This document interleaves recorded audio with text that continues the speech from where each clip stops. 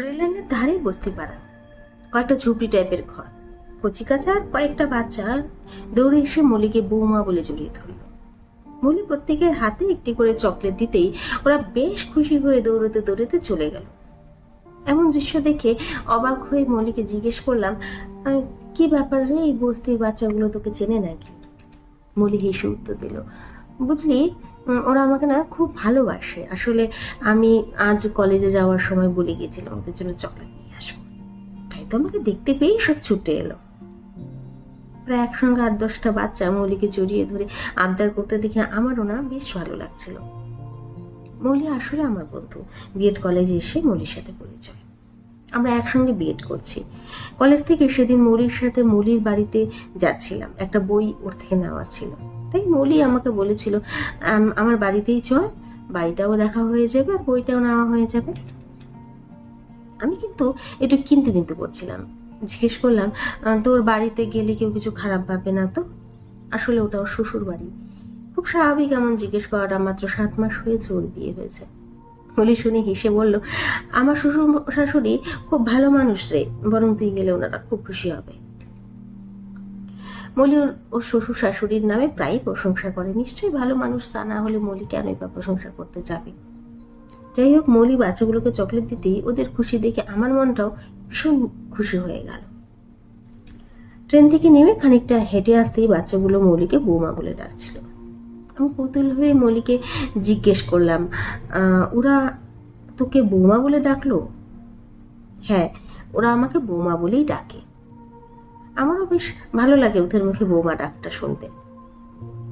সে না হয় বুঝলাম, কিন্তু ওইটুকুটুকু বাচ্চা তোকে বৌমা বলে ডাকে? তাহলে তোকে একটা গল্প বলাই হয়নি, বলে মৌলি বলতে শুরু করলো। বিয়ের পরের দিনে দুপুর ছিল, আমার বউ ভাতের অনুষ্ঠান। বাড়িতে বিয়ে, অথচ কেমন যেন একটা মেরে লাগছিল বাড়িটা। বিয়ে বাড়ি বলে মনেই হচ্ছিল না। সেরকম তেমন কোনো লোকজনও নেই, অথচ বিয়ে দিন সকালবেলা আমাদের বাড়িতে কত লোকজন, কত হই হুল্লোড়, পা রাখার জায়গায় নেই বাড়িতে। অথচ এখানে ব্যাপারটা যেন কেমন। গাড়ি থেকে নেমে আসতেই, পা রাখতেই শাশুড়ি মা শুধুমাত্র বরণটুকুই করলেন। তারপর উনি বললেন, বাড়িতে একটা বৌভাতের অনুষ্ঠান, তাই আমাদের দেরি করে কাজ নেই। এখানে আর সময় নষ্ট করলে চলবে না। আমাদের এখন অনেক কাজ, তাই তাড়াহুড়ো করে যেতে হবে আমাদের। বৌভাতের অনুষ্ঠান বলছেন, অথচ সেরকম কোনো আয়োজনই চোখে পড়ছে না। নতুন বউ বাড়িতে আসার পর কত রিচুয়াল থাকে, সেসব কিছুই হলো না। কেমন যেন একটা খারাপ লাগতে শুরু করলো। অনেক বিয়েতে কত রিচুয়াল দেখেছি, অথচ নিজের বিয়েতে সেসব কিছুই হতে দেখলাম না। খুব খারাপ লাগছিল সেদিন। কিন্তু একটা খটকা মনের মধ্যে কাজ করছিল। শাশুড়ি মা বললেন ওখানে তাড়াতাড়ি যেতে হবে আমাদের, তা কোথায় যেতে হবে সেটা বুঝে উঠতে পারছিলাম না। আমার বরকে যে জিজ্ঞেস করবো সে সাহসটুকুও পাচ্ছিলাম না। প্রথম দিন বাড়িতে এসে এত প্রশ্ন করা কি ঠিক হবে? তাছাড়া বিয়েটা আমাদের দেখাশোনা করে, প্রেম করে তো আর হয়নি। বনপর্ব মেতে শাশুড়ি মা আমাকে বললেন, বৌমা, আজ বৌভাতের অনুষ্ঠানটা কিন্তু এখানে হবে না, হবে এক অন্য জায়গায়। কৌতূহলী করে জিজ্ঞাসা করলাম, কোথায়? তুমি গিয়েই সবকিছু দেখতে পারবে। তারপর আমাকে সুন্দর করে সাজিয়ে গুছিয়ে নিয়ে যাওয়া হলো। শুনলাম বাড়ি থেকে খুব একটা দূরে নয়, কাছেই। আমি তখন গাড়ি থেকে নামিনি। সানাইয়ের আওয়াজ কানে আসছে, দেখি উপচে পড়া ভিড় আমাকে দেখার জন্য। ভাবলাম বিয়ে বাড়ির জন্য হয়তো কোনো লজ ভাড়া নেওয়া হয়েছে। আমার ধারণা ভুল। বাড়ি থেকে একটু দূরে রেললাইনের ধারে একটা বস্তি রয়েছে, ওখানে আয়োজন করা হয়েছে বৌভাতের অনুষ্ঠান। দেখলাম বস্তিগুলোর পাশে একটা বড় প্যান্ডেল, ওখানে সব খাওয়া দাওয়ার আয়োজন। এরকম একটা বস্তি এলাকার আয়োজন দেখে আমার বরকেই জিজ্ঞেস করলাম, এত বড় বাড়ি থাকতে এখানে বৌভাতের আয়োজন? আসলে এইসব কিছু আমার মা বাবার ইচ্ছাতেই হয়েছে। আমি কিছু বুঝে উঠতেই পারছিলাম না। সেই মুহূর্তে আমার শ্বশুর মশাই আমার কাছে এসে বললেন, বৌমা খুব অবাক হচ্ছে তাই না? আমাদের সবার সম্পূর্ণ সহমতে এখানে আয়োজনটা করতে পেরেছি আমরা।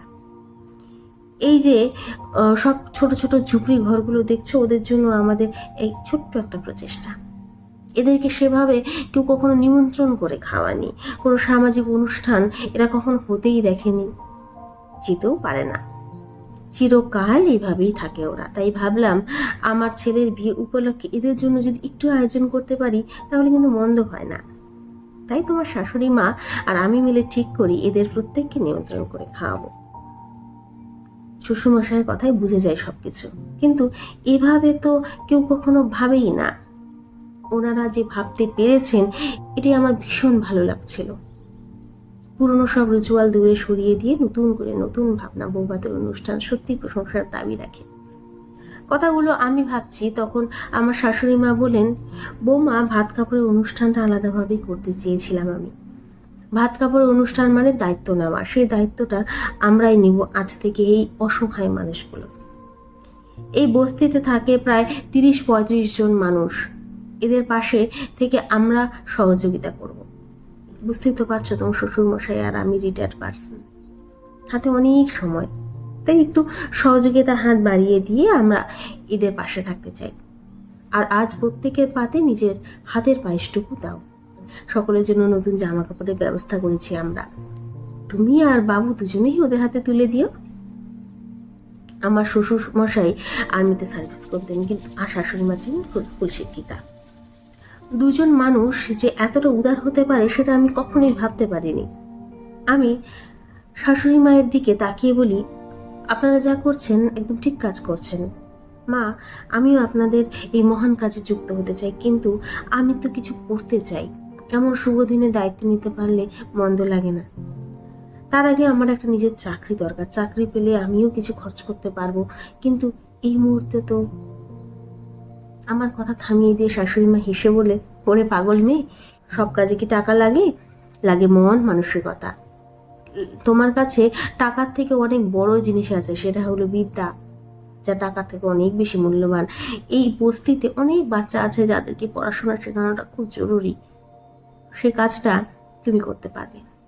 আসলে কি জানো তো বৌমা, শিক্ষার আলোয় এদেরকে যদি আলোকিত করা যায়, এরা সমাজের ভালো জায়গায় পৌঁছে যাবে একদিন, সমাজের বুকে মাথা তুলে দাঁড়াবে। সেটা জন্য একটা সৎ প্রচেষ্টা তো দরকার, আর সেটা তুমি করতে পারবে নিজেই। সেদিন শাশুড়ি মায়ের কথায় একটা বড় মনোবল সঞ্চয় করে ফেলি এবং শাশুড়ি মাকে বলি, আমিও পারবো, আপনারা যখন আমার সাথে আছেন তখন আমি ঠিক পারবো। সেদিন দুপুরে ভাত কাপড় অনুষ্ঠান হয় এক অন্যরকম দায়িত্ব নিয়ে। প্রচলিত যে রিচুয়ালগুলো হওয়ার কথা সেগুলো হয়নি বলে আমার তখন একটু আক্ষেপ হয়নি।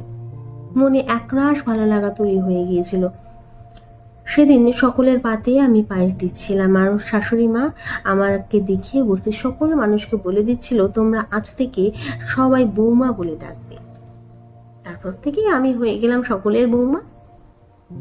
এক নতুন রিচুয়াল তৈরি হয়ে গিয়েছিল সেদিন। এই ছোট ছোট বাচ্চাগুলো যখন বৌমা বলে ডাকে, ওই ডাকের মধ্যেও আমি যেন মা ডাক শুনতে পাই। সেদিন মৌলির বৌমা হয়ে ওঠার গল্প শুনে কি যে ভালো লাগলো বোঝাতেই পারছিলাম না অলিকে। সত্যি তুই ভাগ্যবতী, এমন একটা নিজের বাড়ি পেয়ে, যে বাড়িতে প্রতিটি মানুষ ভীষণ ভালো। এমন মানুষদের পাশে পেলে কোনো মেয়ে আর শ্বশুর বাড়ি বলবে না, বলবে তার নিজের বাড়ি। ঠিকই বলেছিস, আমি নিজেকে খুব হ্যাপি মনে করি একটা এমন ফ্যামিলি পেয়ে। আমার হাজবেন্ডও খুব হেল্পফুল, ও আমাকে সবসময় সহযোগিতা করে। আমার শাশুড়ি মা আর আমি দুজনেই একটা এই ছোট বাচ্চাগুলোকে পড়াই। শুধু পড়ানো নয়, এদের শরীর খারাপ হলে চিকিৎসার ব্যবস্থা করে আমার শ্বশুর মশাই। এদের সুবিধা অসুবিধায় পাশে থাকতে পেরে নিজেকে বড় ভাগ্যবান মনে হয় তখন। সেদিন থেকেই আমি এদের কাছে বৌমা হয়ে উঠেছি। এদের ভালোবাসায় আমি নিজেকে ভরিয়ে তুলি সব সময়। বিয়েতে পাওয়া আমার এই বৌমা উপহার আমাকে একটা নতুন জীবন দিয়েছে। কলমে সরজিৎ ঘোষ, পাটে সাঞ্চারি।